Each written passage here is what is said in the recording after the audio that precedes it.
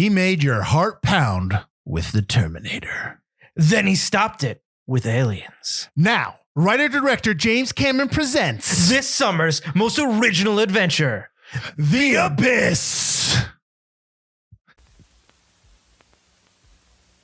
Ladies and gentlemen, please notice that exits are conveniently located at the front and rear of this auditorium. When leaving the theater, we suggest that the exit at the front of the auditorium will allow you easier access to the parking areas. Thank you.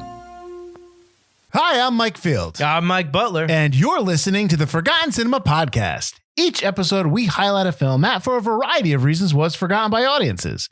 Whether it be because a more popular movie was released at the same time, or the movie simply didn't catch on with an audience in its initial run. We'll discuss what we love about the movie, or perhaps don't love about it, but we'll always recommend you revisit it. If you enjoy our podcast, we want to hear from you. We're on Instagram, Facebook, and TikTok until it's gone. Our podcast is available on all platforms with a backlog of over 200 episodes for your listening pleasure. How you doing? I'm doing all right.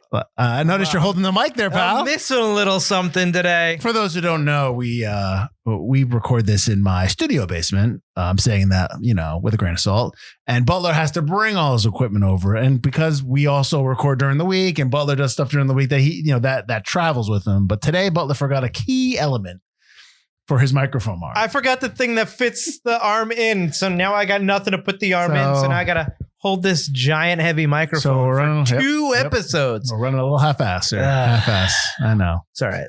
But how else is your week going on? Oh, it's great. I got hired by the military to take my deep sea oil rig down into the depths to take some nukes out of the submarine. And then I met some very nice, also very deadly glowing jellyfish aliens. It was a great time. Very deadly. Did we watch the same film? And it took me, they could have just wiped this out. This is true. We'll get into that. This is true.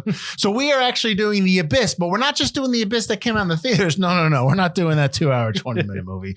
We're doing the 2-hour, 50-minute movie, The Abyss Special Edition. So in honor of that, this episode is going to be 3.5 hours long. Naps will be included. I will probably lay down a little bit, but then we will still get through. We will power through for you. All right, here we go. So The Abyss Special Edition. Well, actually, I'm going to give you. So I am going to end up giving you numbers for the theatrical release because the special edition didn't come out till later. Right. So technically, while we are doing the special edition, these box office numbers are the theatrical release numbers. So just heads up there.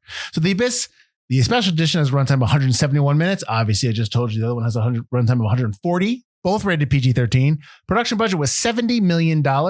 It came out on a Wednesday, August 9th, 1989, but I really think it came out on the 11th because I could not find it when I went to Box Office Mojo, which is what I used to kind of get the movies that came out that same weekend. Right. It wasn't even listed on the 9th. So it's listed on the 9th on IMDb Pro, and it's listed on August 9th on Wikipedia. But not really. Yeah. So while I'm saying the 9th, it was probably more of the 11th of August, 1989. Opening weekend, it did $9 million. Domestic, $55 million. International, $36 million for a worldwide total of $91 million. So yes, the theatrical did not do well, and we'll get into that a little bit. Production company and distributor were the same, 20th Century Fox. So it came out on the 11th of August. It came up against in a wide release, A Nightmare on Elm Street, The Dream Child. That's 4, right? I think 3 is Dream 4. Warriors. Yes. Yeah. Yeah. The week after, the 18th of August, who had Uncle Buck, Casualties of War, Cheetah, you got me, Let It Ride, and Rude Awakening. And you also had a limited release of Eddie and the Cruisers 2, Eddie Lives. Eddie Lives? He is. Eddie and the Cruisers was a big time hit, and it was, it was kind of like a mystery whether Eddie survived at the end of the movie. It was a big time hit? It was. I've never heard of this. Oh, because you're young. You were 1 year old, right? Not even? 88. 1988? Yeah. I was yeah. Well, so why would you watch Eddie and the Cruisers or Eddie and Cruisers? You're saying it should be a well-known movie. I knew some of the other ones. Put it on the list. So the week before, you actually had 2 big releases. So you had a release on that Wednesday, which was August 2nd. And then, I'm sorry. Strike that. You had a release on the Wednesday, August 2nd, which was Parenthood in a wide release. Okay. But the week before, there was like nothing that came out that week. I couldn't find anything. So I had to go back to July 28th for big movies. Was it a huge movie and that's why there was nothing? I think nothing. It was just, we had Turner and Hooch on the 28th of July. You had Friday the 13th, Part 8, Jason Takes Manhattan. And then a limited release of Babar the movie, for those who remember the lovable children's story, Babar. I do remember Bibar. And Catch Me If You Can, but not the one you're thinking of, because obviously this is 1989. So this is one that you will never hear again. August is usually the second half of the summer, but still August is a strong summer month. And you know, it's the summer dump month. Yeah. No, they're still big movies, but they're not quite big enough to compete in May, June, July. Well, for a stretch, they were the Harrison Ford month because his movies always came out in August, like Clear and Present Danger, and I think like Air Force One, right? Yeah. Yeah. The Anne Heche, 6 Days, 7 Nights. Yeah. I think it was the last one of those two. Well, that kind of ended his run. We don't need to talk about that. Come on. So this film was written and directed by James Cameron. He has won an Oscar for Titanic. He's also done Avatar, of course. He was nominated there, and True Lies. He's written. Did you know he wrote Rambo: First Blood Part 2? I didn't even know that. No, I did not know that at all. Yeah. He also wrote Piranha 2: The Spawning. He directed that. I always bring that up with him. I love that. And of course, Aliens. He got fired from Piranha 2. Was told off the edit, wasn't allowed to back in the editing booth, broke in and edited the movie on his own. Mm-hmm. That's some what we like. chutzpah right there. I like that. That's one of my favorite James Cameron we like stories. breaking and entering James Cameron.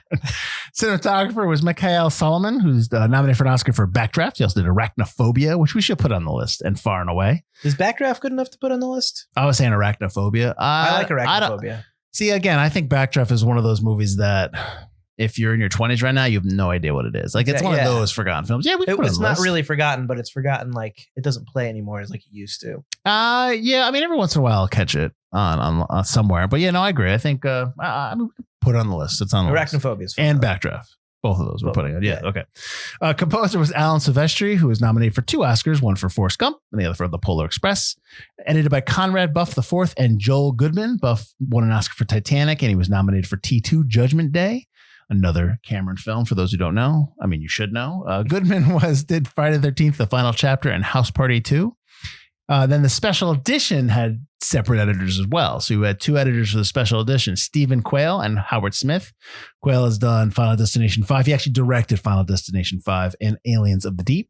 And Howard Smith edited Strange Days, Butler's hidden gem favorite that he now loves. I do love that movie now. And Point Break, the good Point Break. I don't think I shouldn't have to say that. That was on the other day. I was watching that. Produced by Gillian Hurd, who's done Armageddon, and she's done basically all Cameron films. They were actually married. I think they were divorcing during this movie, but he still wanted her to produce his movies. Which kind of, it's tough. I get that. That's really, well, I mean, I don't get that. I'm not the worst, but that's tough. Sure. And the special edition had its own producer, Van Ling, who is basically more of a visual effects supervisor. So I imagine his producer credit is because he was helping with the effects towards the end. Sure. And the new stuff. Yep. I thought like this has a relatively big cast, but not really names you would know. Like, you know what I mean? Like, just maybe like 4 or 5 people you kind of know. No, but I kind of like that. Yeah. No, me too.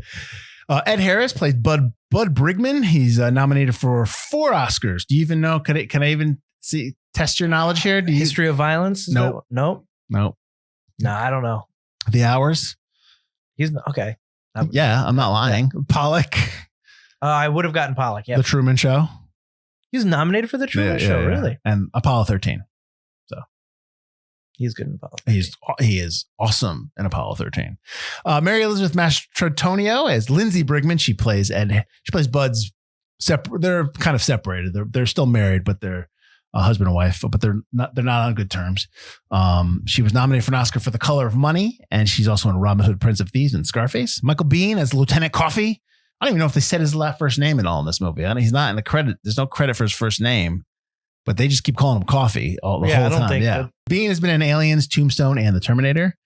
Leo Burmeister as Catfish Deveer. I'm just going to call him Catfish because that last name I can't do. He's in Lone Star, A Perfect World. Lone Star is a movie we did. Perfect World and The Devil's Advocate. Todd Graff as Hippie Carnes, Alan Hippie Carnes. He's the one that, is he the one that, which one's Hippie? He's not the one with the rat, right? Hippie is the one with the rat. Okay, good. There you go. He wrote The Vanishing, the Jeff Bridges film, I believe. And he's also in Strange Days. Do you even remember him in Strange Days? I don't. He looked familiar when he's in the movie. I'm sure it was Strange Days that I knew him in, but I couldn't place him. Yeah, exactly. John Bedford Lloyd as Jammer. He's in Trading Places and The Bourne Supremacy. J.C. Quinn as Sonny Dawson, Maximum Overdrive and Days of Thunder. And Kimberly Scott as Lisa One Night Standing. She's in Flatliners and Falling Down. This is her first film, I believe. So that, like I said, it's. I mean, Chris Elliott's in there. You see him in there. Captain Kid Brewer Jr. The film is dedicated to. Well, he unfortunately committed suicide in between the end of the movie when they were editing the special edition. That's why. And he was in a lot of Cameron films before that.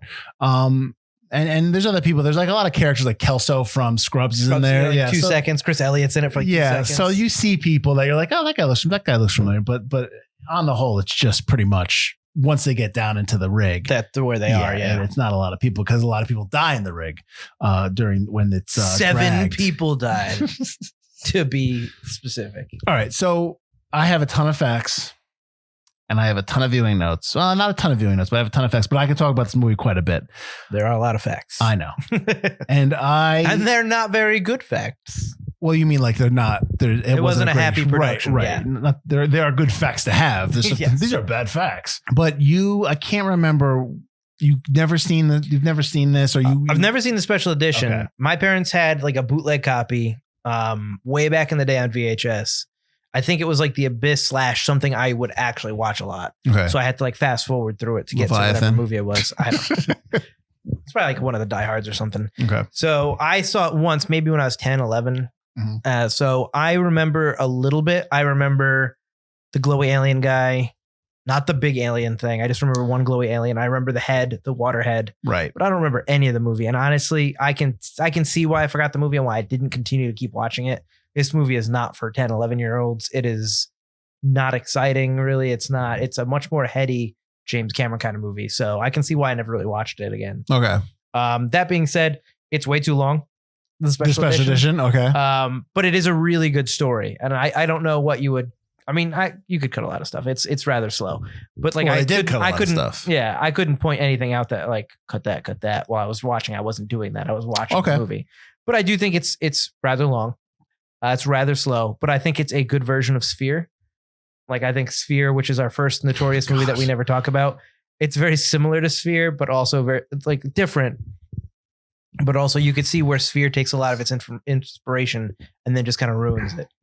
So while you were watching it, and I'll respond to all your comments, but while you were watching it, what because you said it dragged for you, it was slowed down. What points did slow down for you? There's a lot of just the talking, a lot of he's crazy. Oh, he's doing like, then just get to it. Just get to it.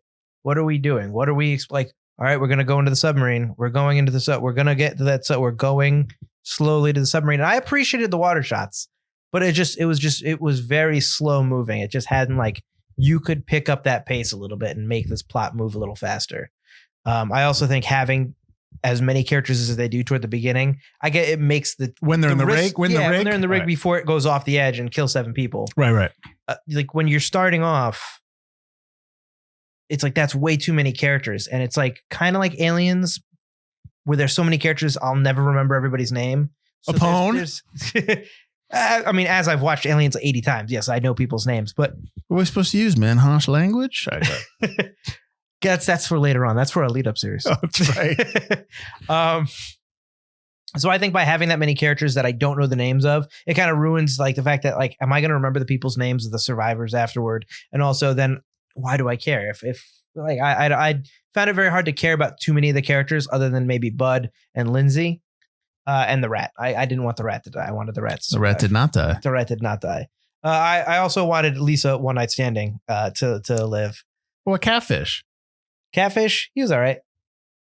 Okay. Punch people in the face. He got his power punching, which I liked. That's what I'm saying. When he did punch Mike Coffee, when he comes back because he doesn't think he can make it into Coffee, the moon room. Yeah. When he makes it and he punches him, I'm like, yeah. Yeah. Because when the SEALs first come in, he's talking about they're not that tough. I got a punch that could knock you to the other side of this room. Yeah. And then he does. Yeah. Because then, that's the only time like he had to actually get some action against the SEALs, which is good. So like, I totally disagree with everything you're saying, but that's fine. Of course, I'm not that I don't like this. I just think it drags. It is a very good movie. Yeah, I think that the special edition is the only version of The Abyss you should watch, despite it being 171 minutes, because they cut so much stuff out of the theatrical that it doesn't explain what's going on. Like they cut the wave. The wave's not even in there. The wave's not even in there? The wave, they cut that wave out. They cut the fact that when Bud goes down to the aliens, and yes, I get it. Like, it's a message that we've heard all and over about, like, why are you doing this? And because you kill each other, they should. Right. I get that. That's a message we always hear. Throughout different movies, they cut that all out. So there's no explanation in theatrical, like, what's going on. So how does Bud does Bud still go to disarm the nuke at the end? And then he gets brought up. Yeah. Like, they don't talk about, like, why. So they save him, but they don't talk about why they're doing the wave. They don't talk about what they're doing. Like, there's just really no stakes in the movie at all. Right, exactly.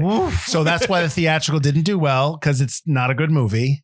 And I know that Cameron was contractually obligated to bring the movie like 2 hours and 15 minutes. Like, and so he cut it all out. Cut the end. Right. I did read that. Keep that. But I mean, it's clearly. I didn't realize exactly how much. Exactly. Like, so that's why I don't ever watch the theatrical version. When I see it's on, I'll check the runtime and I'm like, no. The only version to watch is the special edition. So, because it explains everything. All that stuff is in there. You need it. I mean, I guess the wave doesn't look awesome because it's the 80s. I get it. And it freezes and all that stuff. I understand all right. But I understand, like, the hokiness of, like, we're all in this together, that stuff. I get it. People might not like that, but without that, it's a crappy movie. You have no point. Yeah. Right. There's no point to the film. This was also a movie that made me, like, really like Ed Harris as an actor. Because there is some stuff in this movie that I really like him in, some scenes, especially like when he's resuscitating Lindsay. Yeah. And he's just screaming at her and he's slapping her and he's like, "Oh, you son of a bitch." Like, I love that stuff. When they're in the submarine and, like, Lindsay's about to drown and he's like, put the helmet on. Yes, like, no, the only way to save me is I have to drown. I was like, that's really good. That whole scene's awesome. Just that whole, I was like really feeling it. I was like, oh wow. Yeah. That scene when she's just like, "Listen, you're a better swimmer." I'm just like, Jesus, man, I don't know. And she's like, "I'm really scared." I'm like, "Oh my God, I'm really scared." She's freaking out. She's like, it's her plan. But then she's like, "Save me, help me, help me." Yeah. And I'm like, holy shit, I don't like this. Yeah. So, I mean, there's some stuff. Yeah. And I know I just talked about the resuscitation scene. The other note is, like, they kept having to redo it. He's such a perfection. Ed Harris is a perfectionist. But it wasn't his fault. It's just but they were all kind of involved. Like, I think they were like the shot got screwed up, the film ran out, like stuff like that. Right. So she, like, charged off set because she's naked and cold. Yeah. Because I guess even though they had heaters in the tanks, it was still it's such a big tank that they all were freezing cold. She's charged off the set. So then when he's slapping, he's actually slapping a sandbag in his makes scenes. sense. Yeah. Which is fine. I get that. But, like, so if he was like, "I need her in my one," just it's like, no, you don't, Ed. Yeah. Please, Ed, don't make us do this. One of the moments in the movie that I really like is when he throws the ring in the toilet. And he goes to get it. And the entire movie, his hand is blue because the toilet's got the blue, like, dye, that disinfectant. So his hand comes out blue. And if you notice, the rest of the movie, his hand is blue. Yep. And I'm just like, I like that little note because I'm just like, that's awesome. It's that kind of stuff. But back to my original point, like, him in this movie, I remember watching this and I'm like, wow, I really like him. So, like, when I would see him in other films or films that he had done, I would always go, "Oh, Ed Harris is in that. Let me watch that." And then, obviously we talked about the Truman Show and Apollo 13 and all that stuff. And studios didn't really want him to be the lead at first. Of course not, because he's not a typical leading man. He had a receding hairline. God forbid men be. They wanted like Mel Gibson. Harrison Ford was floated around. Of course. Randy Quaid.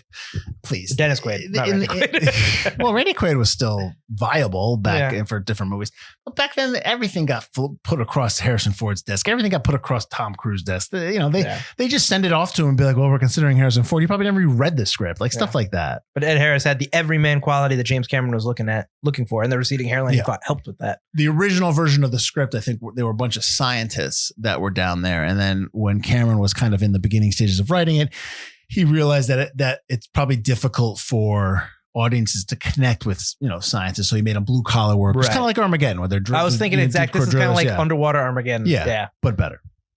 Armageddon's really good. It's a very different kind of movie. Okay, I really really like this film. Ed Harris is also in Armageddon. He is. Is he in Armageddon? No, he's not. Isn't he? No. Who are you thinking of? I'm thinking of William Fichtner. God. I'm like agreeing with you, going, wait a minute, no, he's not. He's got that everyman quality. You disagree.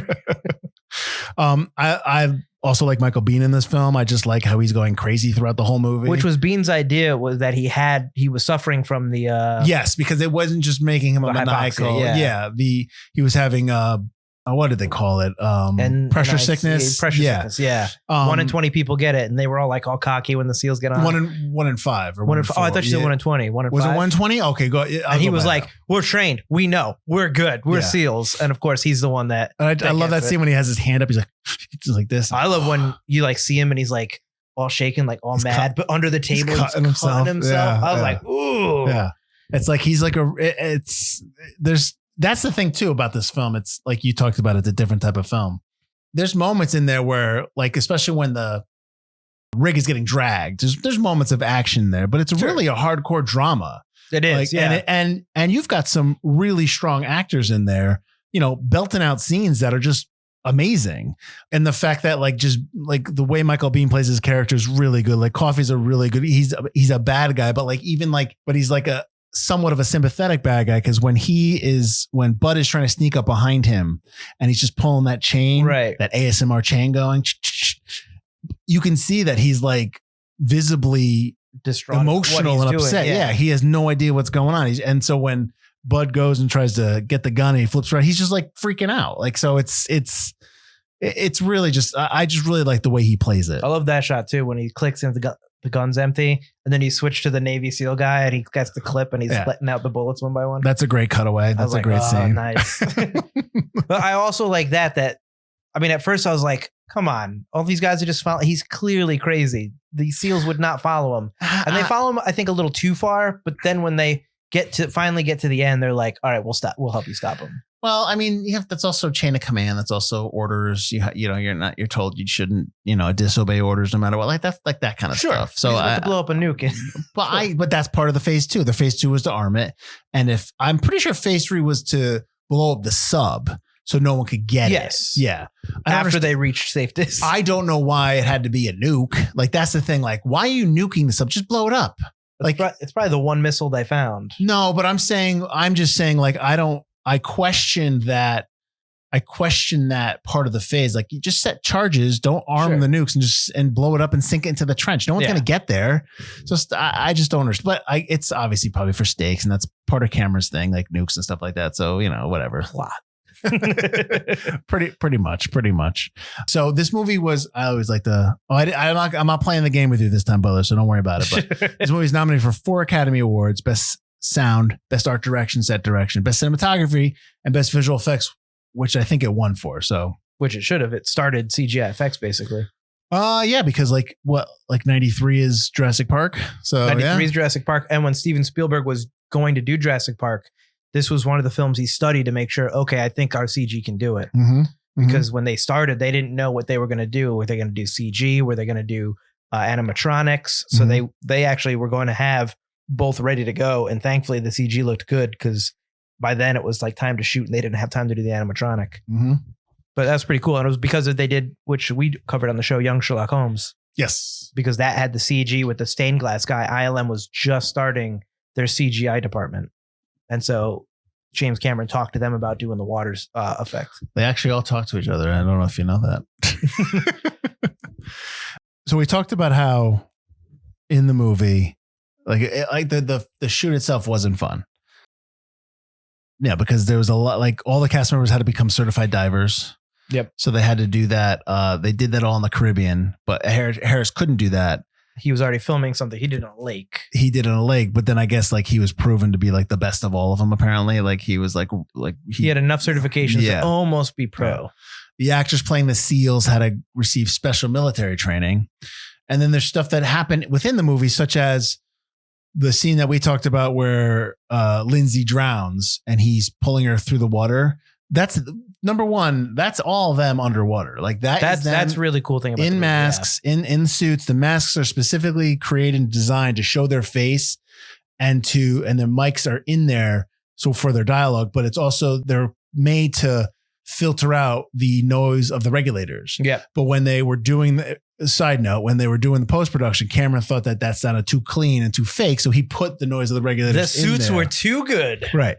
But they're underwater doing all this stuff. So when he is dragging Lindsay and telling Catfish and One Night and not Catfish and Hippie to get everything ready, she's actually holding her breath as he's dragging her underwater. Like that's not a normal thing. Like that's not like usually underwater stuff. They usually sometimes do. They'll shoot it in a dimly lit environment. They'll have blue light and they'll have smoke to kind of the effect of water. Like and they do that for the couple of the wide shots of the things are dry. Yeah. But other than that, they are underwater doing this. So she is holding her breath as he's dragging her along the bottom of the set. It's not the set that they use. It's not obviously nothing under in the ocean. They are in a giant, what used to be a nuclear reactor tank. Yeah. And they just filled it with water. So that's her. That's really happening when Ed Harris, and we'll get to the fluid breathing in a second because I know Mike wants to talk about it. He was practicing the pronunciation of that. So the liquid breathing stuff. So when Ed Harris is doing that in the suit, I always just thought he had his suit on and it was like they put the water in and the way the suit was, you just saw maybe there's a little sliver of water. So it looked like he was in there, but no, it's pink water and he actually is wearing contacts so that because the water is so chlorinated that it would sting his eyes. Otherwise it still did because it wasn't enough, but he was actually in that mask with the pink water, holding his breath, acting and pretending to breathe. Yeah. Pretending to breathe when he starts supposed to breathe that fluid water in there. So it's like, I can imagine like the quote I have from one of the quotes I have from Ed Harris is like, asking me how I was treated on the Abyss is like asking a soldier how he was treated in Vietnam. Like I can imagine why they just did not have fun. There was a report that he punched Cameron in the face. Yep. Because he nearly drowned. He nearly drowned. Cameron nearly drowned. Cameron got he almost drowned because the assistant director failed to fill up his tank correctly. Mm-hmm. And then as he's going up, gasping for air, letting out little bits at a time because it was so deep, I guess he could still kind of get the bends. Yep. He gets out and the professional diver did his mix wrong. So while he's trying to feed him oxygen, it's half oxygen, half water. Mm-hmm. And James Cameron's flailing around. The diver's just like, oh, he's freaking out because he's just almost died. No, he's freaking out because you're feeding him water. So James Cameron had to punch him in the face to get him off. And then the next day they were both fired. See, now I read somewhere too that with Ed Harris that he was having issues and the same thing. They hooked him up and it was water. They hooked him up. That was the scene where he's being dragged and then down the trench. He's actually being dragged sideways. And then the diver actually just pulled it out of his and connected it to him to help him. Had to give him his own. Yeah, and that's when he said, according to Ed Harris, while he was driving home that day, pulled to the side of the road and just started sobbing. So I mean, like, while I love this film, I don't love the fact that they went through hell to do this film. But I mentioned we were going to talk about the fluid breathing. Why don't you kind of lead us into that? So oxygenated fluorocarbon is real. It's actually something that was developed by Johan Kilstra and Dr. Peter Bennett of Duke University. They actually made it. So they actually use it in the movie, but not in the humans because I guess it wasn't quite there yet for human I don't testing. think it still is. I don't think it is now. I have never heard of it being used. Explain the concept. Well, the concept is when you're a baby, when you're a fetus in your embryo, you're breathing liquid. That's how we all start. So basically they just kind of recreated oxygenated liquid that you could breathe. It's essentially embryonic liquid. And in the movie, they talk about like you've done this for 9 months. Your body will remember. Your body will remember it. Yeah. So they actually, I'm not signing up for that, by the way. No, I'd be curious. No, worst way to die is drowning. No way. No way. So they actually used the rats. They did it on the rats, and I guess it was super safe. They did it for 5 rats. One of the rats did have a cardiac arrest, but he was resuscitated and apparently became James Cameron's pet. You don't get a close up of the rats doing it because I guess they were panicking because who wouldn't panic getting fluid in your lungs? Right. So they were pooping everywhere in the helmet and stuff. But I guess they actually did these 5 rats and they all survived. They all breathed the liquid. They all lived till old age. But I know that there was a problem with a lot of censors, especially in England, where they cut the scene. Even during the special edition, they refused to let that scene back in because of the stress and the harm they put the animals under, even though they're like, oh, it's not harmful. It's not harmful. It's like, what if a giant put you in a vat of water and just said, breathe this in? Yep. You would not be having a good time. So I don't disagree with the British censors on that. It was also, I think I read it was not approved by the American Humane Association, which usually it was rated the film unacceptable. Yeah. Well, it didn't stop me from watching it. So in the scene, like that's Ed Harris in order for him to go down, for Bud to go down into the Abyss. the trench, the abyss, to go, turn to deactivate the nuke. He had to, because he goes down like 10,000 feet. Yeah. So the fluid is supposed to balance out the pressure or something. Is that the excuse? Well, it's supposed to be able to allow you to go into deep depths. Yeah, because you're immersed in fluid. You're already, you're breathing fluid because your lungs would explode. So like that kind of, exactly. Yeah. Implode. Yeah. Kind of like what happens to coffee when he goes down, which I love that. I just start screaming. Yep. I love that part. I love that part. Like, yeah. He had it coming though, but also that kind of feel bad. This is also the first film to use an early version of Photoshop, but I couldn't tell you where or when. Yeah. When I read that, I was like, but it's not, well, they wouldn't have had Premiere yet. So Photoshop was first. So that makes sense. Yeah, true. Because it was usually, there was no digital editing. So yeah. So they'd have to, whatever it was probably like basically frame by frame, whatever they did Photoshop. You know what? I wouldn't be surprised if it was the Wave. Well, the Wave was done. The Wave was kind of redone a little bit when they did the special edition. And I think that was ILM. So maybe because they probably had access. They probably had the Photoshop software program. Yeah. So the software. Yeah. So they probably used it, but they kind of, so the Wave initially he didn't like. So when they went back to do the special edition, they kind of amped it up a bit, I guess. I'm not sure. I know that this is one of the first movies that used multiple effects houses to do the film, which has since become the norm to kind of let the pressure off of everybody and get the films done on time. Yeah. So yeah, that because they shot the water tentacle scene, which is the scene you were talking about, where the little wave comes in, the tube comes in and kind of investigates everything, and they touch stuff and it turns into Bud's face and the T-1000 water face. Yeah. They call that the water tentacle. They shot that scene first so that they could have as much time as necessary to do the effect for it. Yeah. So they had to, so they kind of were thinking ahead there a little bit. There's supposed to be a 4K master coming out, a remaster. I thought 4K. I read that it did come out this year. No, I thought coming out. I had my last note was that in the end of 2023, he said that he was working on it, or he wants to get to it. He was going to go back to it, but I don't know if it's out. He was talking about how it was done and then it wasn't done. Yeah. I don't think it's out. Where is it? I do know that he's going to basically go back to the original negative to redo it, because apparently, and I didn't know this, the Aliens 4K remaster the Terminator 4K remaster people don't like. Why? Because I guess it didn't do that, so it's not quite as clear as other 4K remasters. Boo hoo! I don't know. I wanted to buy it, but now I'm like, well, I don't even know if I thought my TV could do 4K. I don't even know if it can. The film was finally released on Blu-ray 18 years after the format was released, and Ultra HD Blu-ray in 2024. So it's out, according to this note. Did you also know that this film takes place in 1994? I read that because one of my notes was, when does this take place? It definitely does not take place in 1989. Yeah, but it's only like 5 years in the future when they shot this in 88. So 5 or 6 years in the future. Really? Yeah. I was like, we'll put it a little further. What's more advanced? Like, there's nothing. I mean, I guess maybe the rig stuff. Oh, the rig is also way more advanced. So the fact that they can go down that deep and that their scuba diving equipment doesn't crush them. Because like you can't scuba dive that far down. Well, they're at what depth? 5,000? No, they're not at 5,000 because he goes down to 700. I would say, yeah, well, a little less. I don't know, but they're still pretty deep. I don't know, but they go down really quick. It's like Lindsay and the SEALs get down. And she's like, it's going to be 3 weeks to decompress to come back up. It's like it would still take you time to get down there.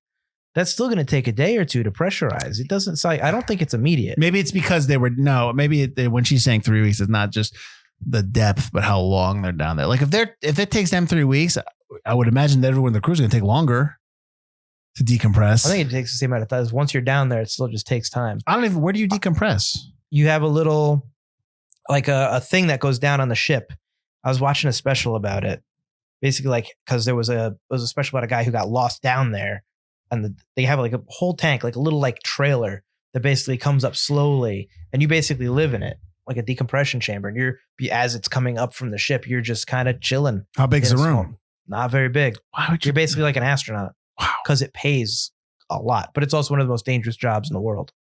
Yeah. But it pays a lot of money. Pass. Yeah. No, I have a little bit of, what is it called? Thalassophobia, like deep water, like that kind of scares me. Well, like we talked about it already, the scene, where Lindsay drowns herself, that when the thing's leaking, that's like a nightmare right there. That's like that's like nightmare feel right there. I don't care if the world was going to blow up. I couldn't do it at Harris. She didn't jump into the void, into the trench. I'd be like, nope, world's going down. I'm not jumping. But that's what makes Bud a great character, because he's like, who else is going to do it? He's like, look, and even in that moment when he's sitting there and they're like waiting for him to like be ready, he's just like, come on, let's go. Like he's just like, why are we waiting? So I'm jumping in. Right. No, I like I said, I really like Ed Harris in this film. And it sounds like you like the acting as well. You're just kind of like, I like the movie overall. I just think it's really long. See, it would just be a while before I could watch this film again. I like it. It's really long. See, but like you said, I couldn't watch that 2-hour cut. No, I just wanted to speed up a little bit, but I wouldn't want to cut any story beats. Like that's stupid to me. Like not having there's no stakes if they're just gonna, he put a nuke in the trench. I don't care. You're talking about the theatrical versus the special edition. Yeah, right. I wouldn't care. Like what? But the nuke's in the trench, and because the nuke's in the trench, the aliens are gonna just kill everybody. Yeah. That's like, oh snap. Yeah. All right. See, and that harkens back to like the Russians and the Americans. So there's no real to me, that sets up why the aliens are like, you got to stop fighting, because World War III is about to happen again. Like Hippie says, it's like the Cuban Missile Crisis. Yeah, which makes me laugh because in today's day, everyone always says something like, when something happens, everyone always says World War III. Like, they've been saying that for 60 years. So it's like when people talk about that, you talk about that. I just sit there going, all right, whatever. It's like people fight all the time. It happens all the time, regardless of this isn't the type of movie. Not anymore. Not once those aliens made those big waves. Well, that's fine. I'm sure First Contact soon. I think we both want First Contact to happen. That's right. My point, but what I wanted to bring up to is I'm curious because I've seen this movie multiple times. And even this movie, even though I did watch it in 2 nights, because it wasn't that I was falling asleep, but it was that if I knew I would stay up to 1:30 and I had to go to work the next day, so I wasn't going to do that, because I don't get bored. There's enough in this movie where I'm digging it, and I'm curious if like you went back and watched this, like if it was on TV, the special edition. Let's just pretend the theatrical's been burned, and I'm wondering like, is it one of those movies where it's on and you're just kind of like, you just find yourself 45 minutes later still watching it? Like because that for me, that's this type of film. It would depend on where it is in the movie. If it was getting close to the part where the rig's going to go down, right, then I'd watch it. If it was at the beginning, I don't think I would stick around. I think I'd be like, I don't have time for this. Like there's just so many good scenes that really, I feel like the water tentacle scenes, like smack dab in the middle, when Coffee and them go down to go to phase 2. Well, that's right before the rig goes down. Right. So that's about where I'd keep watching it. Okay. But like if it was like at the submarine, when they were like going into the submarine or earlier, I'd be like, But that's all setting. That's all first act stuff. But now I've seen the movie, so I don't need that anymore. Oh, come on. Now I can wait for the actual movie to take off. But then but we talk about all the time when you revisit films, and I'm not trying to get you to like this film. I like this film. I'm saying for me, like when you rewatch a film like that and you rewatch something that you really, have dug for so long, when you start rewatching stuff, like you start noticing stuff in the first act that maybe you didn't realize that are hearkening to things that are going to happen in the second and third act. So it's one of those films for me that, not that I discover something new every time. I'm into it every single time. There's nothing I don't like about the Abyss, the special edition Abyss, not the theatrical. There's a lot I don't like about the theatrical. So I don't know. I really I never really got, and I've seen it more than you. Obviously. Yeah. So I've never really been bored with it. I'm surprised. I mean, that's fine. I'm not trying to make you convincing. I'm just surprised. I'm surprised that you thought it dragged a bit, because I've never had that problem. Yeah. I just think it drags. Not that again, it's a really good movie. I liked it. And again, I'm not trying to convince you. Yeah. Yeah. It's just, especially at the beginning, I'm like, all right. I see we're setting up 12 characters now. Okay. All right.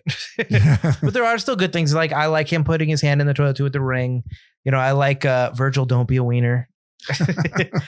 When Lindsay calls him that, like Virgil. There's stuff in the beginning. I like seeing Chris Elliott and Kelso in the same scene, because it's like, oh, those guys. But I just think it just could speed up. Okay. I get that you need it all. I just think there's got to be a way to speed it up a little bit. Did you get the scene when the rig gets pulled and stuff starts flooding?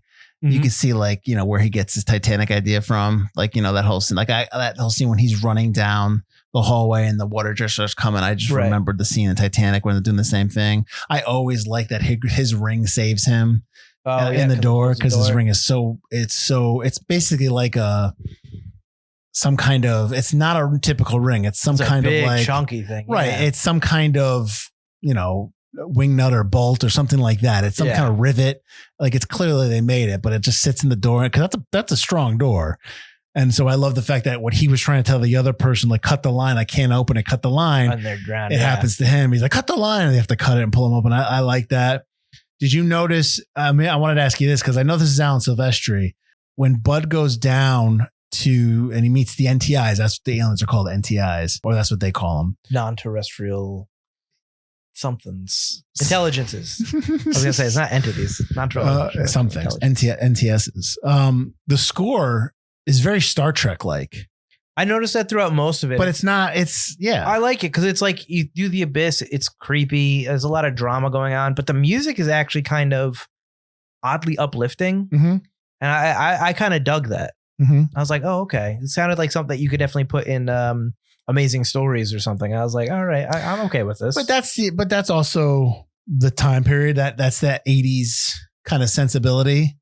Yeah. That kind of because a lot of the stuff all those stories that we talk about, all those movies from the 80s that I love have a lot of that type of musical beats and musical notes. So that might just be something that maybe was influential on Silvestri, but it really felt like he was pulling notes from Star Trek. There was moments when I was just like, that's Star Trek? Well, it's sci-fi, but it's positive sci-fi. So that might be maybe where else are you going to go? There's not a lot of like positive sci-fi like that with Aliens. So you're going to go that way. You're not going to go down, drag up from Aliens or Alien. That's not the kind of music you want for that scene. I mean, there are a ton of lines that I like in this film. Are there any lines that popped out for you? Virgil U. Wiener. Well, obviously, other than Virgil U. Wiener. I like when the big guy comes back up. Jammer. And he takes out the Navy guys. I'm like, how you doing?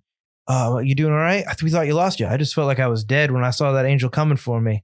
And he's like, yeah, okay. Why don't you tell me later? And they just walk away, like ignore it. Like, don't even tell him, it's aliens or whatever. Yeah, okay. Why don't you tell me about it later? I thought that was really good. I liked when Bud finds out that they're commandeering the rig. He's like, and he takes the phone and he's like, I'm a calm person.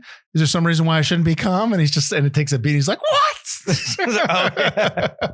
You want to talk about how you properly do an exposition dump without it being an expedition dump. When Bud first talks to Lindsay and he clicks off on her and he's like, God, I hate that bitch.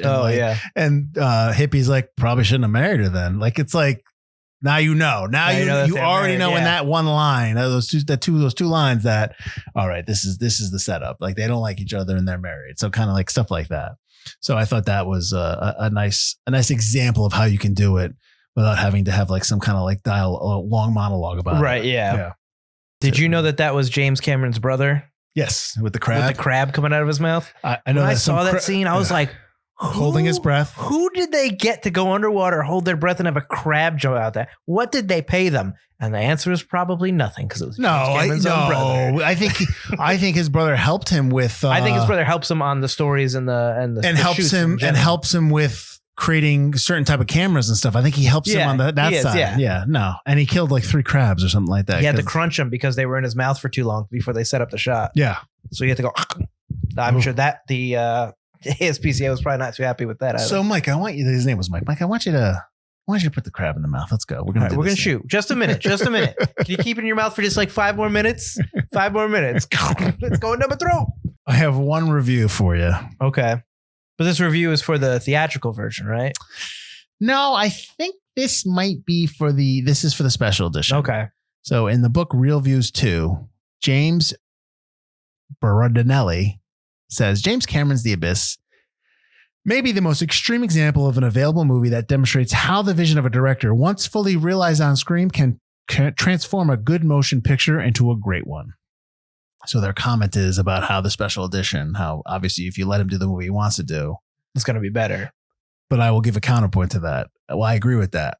But that also opens the door for people that think they're good directors and think they're good storytellers and don't understand the reason to cut things, have their directors cut in special editions they do. And they're worse. Are you talking about a certain director whose the director's cuts are going to be on Netflix soon for his certain Star Wars ripoff movies that are 3 hours long and rated R for no reason? If you can't do the movie right the first time and you're given a blank check and you're given the opportunity to do what you need to do, yes, there's no reason for a money grabbing director's cut. Listen, I watched, we're talking about Zack Snyder. I watched the Snyder cut for the Justice League, and it was fine. It's a completely different movie. It's like watching I love the Donner cut of Superman 2. It's a little bit, it's more serious. It's not as jokey, but I also love the original Superman 2. So it's like, I just think special editions and director's cuts and all that stuff, that's for if you were denied the way the movie you wanted to do, not so you can just do it in different, you want to do over, or you want, like the whole thing with was it Fury? Who did Fury? He wanted to do. Oh, the guy who did the Suicide Squad, David Ayer. He wanted to do, no, he didn't direct Fury. He wrote Fury. He didn't direct it? He didn't write Fury. No, he didn't direct it or write it. David Ayer is a great writer. Really good writer, solid writer. I'm not a huge fan of the stuff he directs. I think he's just a better writer than director, and some people are, and that's great. And he could tell me to go spit, and that's fine too. That's just my opinion, and it's worth what it's worth. Go spit, man. Yeah, but there's a director that's like, oh man, I've got a director's cut of this movie that I want to do. He did direct Fury. And wrote Fury. Yes. No, then I'm thinking of somebody else because I'm not. Who wrote? Who cares? I'm thinking of somebody else. Anyways, he came out and was like, oh, I've got a director's cut that they won't let me. Just like, nobody cares, man. Nobody, you did your movie. Your movie's out. It's done. I can't. I want you to move on. That's like when you talk to a film student and they wrote that one script, and 15 years later they're still talking about that script. Enough already. Move on to another script. Sorry, that's my diatribe. I'll end. I'll stop. You're staring at me like. Well, I mean, no one can do it. No one can do it. So James Cameron shouldn't have done this. I said Abyss one though. No, that's not what I was saying. You've opened the floodgates. If he do it, everybody. That was my original point. I said that's what I said. I said while I enjoyed this and I think this is the better one, it did open the door for people who are not as talented to do it. I think if you have a director's cut and that's the very first cut and the studio's like, all right, you're done, but you can put it on the DVD. I like that. I like when it's like the director's cut's already on the Blu-ray. It's there if you want it. It was an original cut. You didn't go back and add things. What you filmed is what you filmed. That's where I think it's fair. If you're just putting stuff back that the studio's made you cut. But if you go back and like, but now I'm going to refilm everything like Zack Snyder out his garage with his green screen. You can't add stuff to that. But let's be fair, George Lucas for the special edition for the Star Wars movies. But that's not his director's cut. It doesn't matter. But it's the same idea. He's going back and redoing it. True. Spielberg out of his own pocket. Taking the guns out of E.T. so they can hold walkie-talkies the way nobody ever holds a walkie-talkie. Well, that's just Spielberg being a giant puss. Whoa. I love you, Steven, but come on. You gotta let it go. Yeah, you listen. Stuff in the past is stuff in the past. Right. I mean, I've done some bad things on, like, say the Force has some really bad stuff, like not good. Like everyone's great in it. I'm just saying, like the way I directed, I like it is what it is. It's out there. It's done. You got to learn to move on. But whatever. You can't find Save the Force anywhere, so don't worry about it. You'll never see it. Who am I thinking of that wrote that is a? I think you're thinking Ayer because he keeps whining about the Suicide Squad. It's not him. It's somebody else. I will say the director's cut of the Ben Affleck Daredevil movie is a much better film than the original. Oh, see, I didn't see that one. It's much better. But film. Is that the one that is that what you're saying? And they didn't film any extra. They just put back. No, but I'm saying is that what you're saying where they were told they were taken away. The cut was taken away from them. Basically, yeah. Is that what you were saying? Okay. So, but when they got the director's cut, it's just like, here's what I wanted. Here are the scenes that I had in my original cut. And it's just like, wow, that actually makes the story make sense. Mm-hmm. It's still a super like early 2000s kind of film, but when you watch it against the original, you're just like, yeah, wow, it doesn't make any sense at all without these scenes. Do they still have the Elektra Daredevil fight scene in the playground? I honestly haven't seen it in so long. I forgot that scene even exists. Because that scene's bad. Like I said, it's still got early 2000s type scenes, but it's got a lot more stuff with Daredevil and Kingpin and all that. I don't want to go on this diatribe, but yeah, so it's a much better film. So watch the Abyss Special Edition. I know we talked about a couple of quotes that Ed Harris has said. I do want to kind of, he has another quote where he talks about, I'm not going to talk about the Abyss and I never will. So don't ever ask me if I've ever run into him. Last time we talked about it was 1993. He's not going to talk about it again. Mary Elizabeth Mastrantonio says that the Abyss was a lot of things. Fun to make was not one of them. And to be fair, I don't, because it's not just the actors. Cameron also said, I knew this was going to be a hard shoot, but even I had no idea just how hard. I don't ever want to go through this again. So even the director had problems. So it doesn't seem like they were mad at James Cameron or mad at everybody. I think it's just everyone was just like this. They were just mad in Yeah. general. Yeah. This stinks. Let's do it. Let's get this over with. That kind of thing. So it's easy to say why it's forgotten, 'cause the special edition, but like have a stab at it anyways, Butler. Well, the original version didn't do well. It's the only James Cameron movie up to this point not to premiere at number one.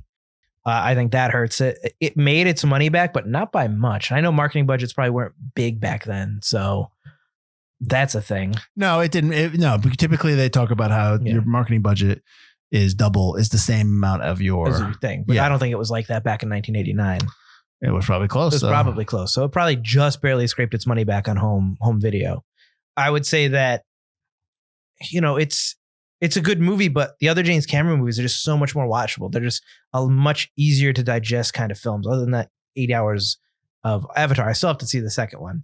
But his other films they're not too long, and they're much more concise. Terminator 2 is a classic. It's one of the greatest action movies ever made. Terminator 1 is a great movie still. Aliens is one of the greatest action sci-fi movies ever made. He makes bangers. He just makes hit after hit. True Lies is incredible. So I think when you go back, you want to watch James Cameron's The Abyss. It's like you said, it's a drama, and I think that makes it harder. Kind of like Titanic. If you're gonna put a whole bunch of James Cameron movies out in front of me, I'm probably gonna pick Terminator 2 every time. Really? Probably.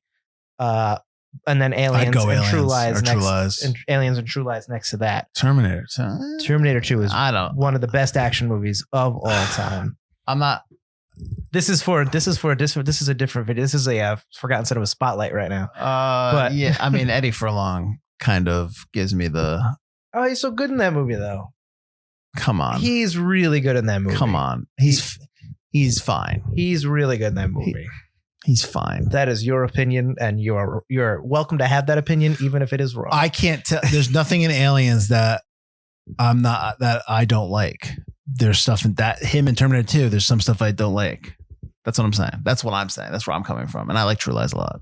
But I think True Lies is funny. True Lies is funny. It's incredibly quotable. Yeah. Anything that's stupid in True Lies, you just write off as but that's this is a bright boy alert. I always like that point when he's like, when they're gonna shoot the shoot down the plane. Like, is this gonna blow up the nuke? And he's just like, I don't know. and that cool scene with the plane shooting the windows out and stuff like that. Yeah. All right. Yeah. I'm thinking about that movie. But I think that's probably why it's forgotten. If you're going up against his pantheon of movies, you're going to pick the other ones. You're saying, so let me ask you this. You're saying it's forgotten, but it's forgotten James Cameron film. Not so much a forgotten film, but a forgotten film in James Cameron's filmography. I think that makes it forgotten because of how high up they are. We can say whatever the hell we want to Butler what makes it forgotten. All right. I don't care what anybody says. Also, it's not easy to find the movie. It's not streaming. It's not streaming for free anywhere. You have to. It is streaming for free on Amazon, I believe, but it's the theatrical version. And if you watch the theatrical version, that's garbage. I should just put a not having the aliens. I should put a pirate hat on every time. So yeah, I think the theatrical version probably soured people as well. It'd be tough to be like, yeah, but watch the director's cut. It's a lot better. If I really didn't like the theatrical cut because it made no sense. Mm-hmm. Since we're on the topic of James Cameron, I wanted to ask you this. You liked Avatar, right? The first one I did, but I haven't seen it since it came out. Did you see Way of Water? The second one? Okay. I still have to watch it. Do you think that because he's making 3 more, right? But he's only directing the next one. Okay, that's what I'm saying. Do you think that has taken away the opportunity to see, James Cameron make other films like we just talked about? Like he doesn't, you know what I mean? Like the True Lies, the Terminators, the Aliens. I think he's really interested in his water stuff now. No, I get you. I think he's doing Avatar. A big science guy. Doing his documentaries of going deep into the water. I think that's more his interest. And Avatar is just something like he's got the idea. He's got that itch. He has to make it.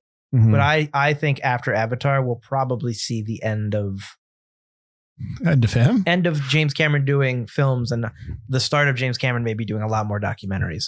Well, he's in his 70s, so I mean, right? He's in his 70s. He's in his 70s. Yes, I mean, there's not. I mean, we just talked about. I don't even know what we talked about last week. I don't even know if we talked about it on the show, but I mean, Spielberg's doing a new Aliens UFO film. movie, yeah. And we're all like, all right. Like, I think he's always eternally young at heart. I think Spielberg always talks about how I've never grown up kind of thing. Sure. So, and I think I appreciate that because he can just keep making movies as much as Clint Eastwood still makes movies. I mean, you know. I think he's in James his Cameron mid-90s. could. I just think his interest is really in No, I the get you. science And area that's now. fine. But maybe, I mean, I would love to see him have an itch and be like, I have the new action movie idea, or I have this new adventure I want to do. I'd be all for that. So who are you suggesting this movie to? Anyone who likes science fiction, not just like science fiction, you'd have to like dramatic science fiction with where story comes first. I think if you like 80s films and you really haven't caught this one yet, Yeah, I think you better like it. I think this is a really good one to watch. The effects are really good. The fact that it's all underwater is just incredibly, obviously, horrible to film, but incredibly interesting to see because, like you said, it's usually blue lights and smoke or green screen now. Like this is all underwater. It really is underwater, and that's incredibly impressive and shows on almost every frame of this movie. Yeah, I love this film. I'll always love this film. I love Ed Harris in it. I love everybody in it. I will recommend it to anybody that loves movies. I only recommend the special edition though. If they watch the theatrical version, After what you told me, I couldn't recommend the my theatrical. hands are. I've washed my hands of that theatrical version. I will never recommend that. So I'll probably have to be like, let me let you borrow this. I'd That's have to, like when we let watched people- the John Cusack horror movie, Room 212 or whatever. Geez, what the hell is the name of that movie? I can never remember. But like the director, like the version they have out now actually ruined it. You have to go back and watch the theatrical version. It's like the opposite of The Abyss because Well, we just talked the about new one is bad. how the If you let opening it go door, away, yeah. 1408. That's the name of 1408, it. yep. You said room, and I kept thinking of a room. What room? But it's actually just 1408. I was So, like, yeah. the numbers add up to 13. We did I the just couldn't friggin' remember. movie for one of our forgotten horrors. Yeah, but that's what I'm saying. Like when we watched it, I was like, like you were saying, like I washed my hands of it. It's like Yeah. when we were watching it, I was like, oh, I didn't realize it had the bad ending. yeah. Like, and you were like, yeah, this movie's not that good. It's like, yeah, because the ending really absolutely ruins the movie. Yeah. It makes the movie garbage, and it's Mhm. the only version you can find now. Yeah. But yeah, If you've never seen The Abyss, I hope we didn't ruin it for you. But if you're someone who saw the theatrical, didn't realize there was a special edition, I implore you to go to the special edition, watch it because it's a different movie experience. And if you're somebody like Butler who watched it when was younger and didn't really appreciate it or didn't really understand a lot of what was going on there. yeah, watching it at 10 years old, Yeah. you gotta need to watch it again as an adult. Absolutely. Absolutely. I highly recommend you watch it now. But that was The Abyss, so who cares now? So next week, join us. We're going to be doing the 2011 film, The Ides of March. We're getting a little political next week. No water in this one. There is a rain scene. There's so a rain no, scene. They do let's look not- out at a lake. They do. That's true too. So we'll be doing that next week with Ryan Gosling. Well, he's not going to be here, but he's in the movie, and George Clooney. So yeah. Until then, I'm Mike Field, I'm Mike Butler. and this has been Forgotten Cinema.